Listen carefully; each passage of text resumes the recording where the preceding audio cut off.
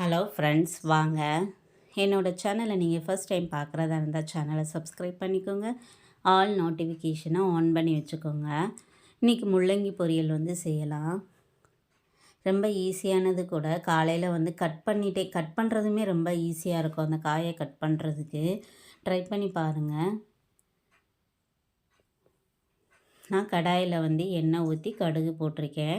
கடுகு நல்லா பொரியட்டும். நம்ம காரத்துக்காக வத்தல் சேர்க்குறோம். எனக்கு காரத்துக்கு ஒரு வத்தல் போதும். உங்களுக்கு தேவையான அளவு வத்தல் சேர்த்துக்கோங்க. கருவேப்பிலை, நான் கட் பண்ணி வச்சுருக்கிற வெங்காயத்தை இதோடு சேர்த்துக்கிறேன். கொஞ்சம் வெங்காயம் சேர்த்துக்கோங்க. அதோடு மிக்ஸ் பண்ணி சாப்பிடும்போது நம்மளுக்கு கொஞ்சம் டேஸ்டியாகவும் டிஃப்ரெண்ட்டாகவும் இருக்கும். முள்ளங்கி நீர் சத்து அதில் இருக்கும். அதனாலேயே இதை நம்ம அதிகமாக தண்ணி ஊற்றணும் அப்படிலாம் கிடையாது. நம்ம அதே மாதிரி சீக்கிரமாகவும் இது ஆயிலில் வெந்துடும். இது ஜஸ்ட்டு பாயில் பண்ணாலே போதும். வெங்காயம் நல்லா வதங்கிருச்சு. இந்த ஸ்டேஜில் நான் கட் பண்ணி வச்சுருக்கிற முள்ளங்கியை இதோடு சேர்த்துக்கோங்க. ஒரு கேரட் போட்டிருக்கேன்.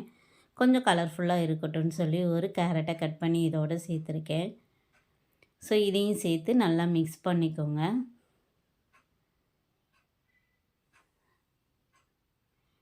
நல்லா மிக்ஸ் ஆன உடனே தேவையான அளவு சால்ட்டு போட்டுக்கோங்க. முள்ளங்கி அடிக்கடி எடுத்துக்கலாம். நம்ம எப்போயுமே முள்ளங்கி சாம்பாருக்கு தான் யூஸ் பண்ணுவோம். இல்லாட்ட முள்ளங்கி போட்டு சாம்பார் செய்வோம். அப்படி இல்லாமல் இப்படி பொரியல் மாதிரி வச்சு சாப்பிட்டிங்கன்னா கொஞ்சம் டிஃப்ரெண்ட்டாகவும் இருக்கும். லைட்டாக தண்ணி தெளிச்சுக்கோங்க. ஏன்னா முள்ளங்கியில் ஆல்ரெடி தண்ணி இருக்கும். அதனால் நம்ம இதில் தண்ணி ரொம்ப தெளிக்கணும்னு அவசியம் கிடையாது. லைட்டாக தண்ணி தெளிச்சுட்டு அதையும் மிக்ஸ் பண்ணிக்கோங்க. போட்டுட்டு தேவையான அளவு சால்ட்டு போட்டுக்கோங்க. போட்டுட்டு இது நல்லா மிக்ஸ் பண்ணி விட்டுட்டு க்ளோஸ் பண்ணிடலாம். க்ளோஸ் பண்ணி சிம்மில் வச்சுருங்க. சிம்மில் வச்சு ஒரு 5-10 மினிட்ஸ் வச்சுருங்க. முள்ளங்கி நல்லா பாயில் ஆயிரும்.